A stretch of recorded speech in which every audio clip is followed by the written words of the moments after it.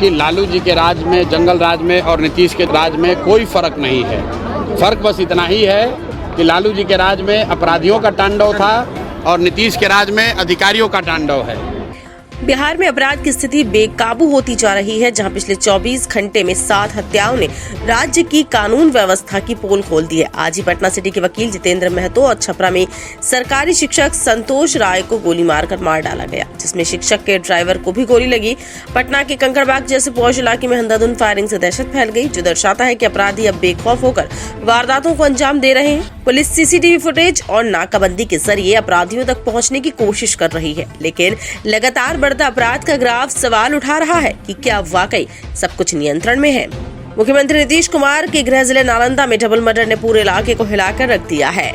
सीतामढ़ी में कारोबारी वसीम खान को उनके घर में घुसकर मार डाला गया, जिन्होंने एक वीडियो में अपनी हत्या की आशंका जताई थी। हाजीपुर में मिट्ठू कुमार के पैर में गोली मारी गई और वैशाली में संजना नाम की छात्रा का शव 1.5 महीने बाद जमीन से गड़ा मिला, क्योंकि पुलिस ने उसकी गुमशुदगी की शिकायत पर समय रहते कार्रवाई नहीं की। इन वारदातों के बीच सरकार और विपक्ष के बीच तीखी बयानबाजी चल रही है। गोपाल खेमका जी का जो कल हत्या उनकी हुई है, पिछले 2-2.5 वर्षों से जब मैं पैदल चल रहा हूं, तो मैं ये कह रहा हूं कि लालू जी के राज में, जंगल राज में और नीतीश के राज में कोई फर्क नहीं है। फर्क बस इतना ही है कि लालू जी के राज में अपराधियों का तांडव था और नीतीश के राज में अधिकारियों का तांडव है। जनता की हालत जितनी बदहाली उस समय थी, उतनी ही बदहाली आज भी है।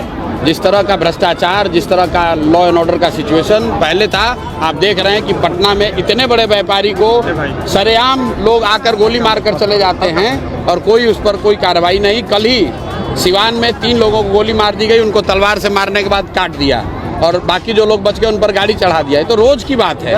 और जो लॉ एंड ऑर्डर की स्थिति है वो दिनों दिन और खराब होगी, क्योंकि नीतीश कुमार का इकबाल खत्म हो गया है। जैसे लालू जी के राज में अपराधी जो था वो किसी से नहीं डरता था, उसी तरह नीतीश के राज में भी इनके जो अधिकारी हैं वो किसी से नहीं डरते हैं। उनको कोई चिंता नहीं है कि बिहार की जनता नीचे भुगत रही है, भुगते। लॉ एंड ऑर्डर हो, भ्रष्टाचार हो, अधिकारियों का राज है, जैसे मन है वैसे चला रहे हैं। आरजेडी नेता तेजस्वी यादव ने बिहार में महाजंगल राज का आरोप लगाया है। वहीं डिप्टी सीएम सम्राट चौधरी का दावा है कि बिहार में सुशासन है और कोई संगठित अपराध नहीं हो रहा है। दुख होता है, देखा नहीं जा रहा है इनके परिवार का दुख हम लोगों को, and this is too much. जंगल राज की बात करने वाले आज कहाँ है? क्या सुनवाई हो रही है, क्या कार्रवाई हो रही है, क्या एक्शन लिया गया है? हम इसीलिए है हमेशा बुलेटिन जारी करते हैं, बिहार में ऐसा कोई दिन नहीं गोलियां न चल रही हो। नेता विरोधी दल के यहाँ गोलियां चलती है, मुख्यमंत्री आवास के बाहर गोलियां चलती है, डेवलपमेंट कमिश्नर के बाहर गोलियां चलती हैं, जज साहब के बाहर गोलियां चलती है, इनके मंत्री के घर के बाहर गोलियां चलती है, विशेषरिया भवन में के सामने रोड पे पीछे पीछे एडीजी लॉ एंड ऑर्डर और आगे आगे अपराधी गोली मारता हुआ जाता है। आज तक कोई भी अपराधी पकड़ा गया? मेरे घर के बाहर 4 गोलियां चली, क्या हुआ? क्या एक्शन लिया गया? किस पर जिम्मेदारी तय की गई? आप समझ सकते हैं स्थिति बिहार की भयावह है और सरकार में डर भय खत्म हो गया। बस इंतजार करना कब आपको आएगा, ठोक के चला जाए। आप एक बात पता है, जो आपको महसूस हो रहा है ना, वही महसूस हमको भी हो रहा है। ये इंसान हम लोग हैं, इंसान है, इतना बड़ा नाम है इनका। आप बताइए 6 साल से इनके बेटे के हत्यारा जो है अब तक क्यों नहीं पकड़ा गया? ये क्यों नहीं पकड़ा गया? सीसीटीवी हर जगह रोड पे चलिए, 2 घंटा लगा इनके परिवार के लोगों को कहने आने में।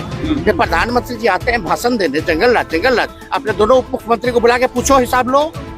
पुलिस ने नालंदा में 2 अपराधियों को गिरफ्तार किया और वैशाली में लापरवाही बरतने वाले 2 थाना प्रभारियों पर कार्रवाई की। लेकिन इन सब के बावजूद बिहार में अपराधी बेखौफ है और आम लोग डर के साए में जी रहे हैं।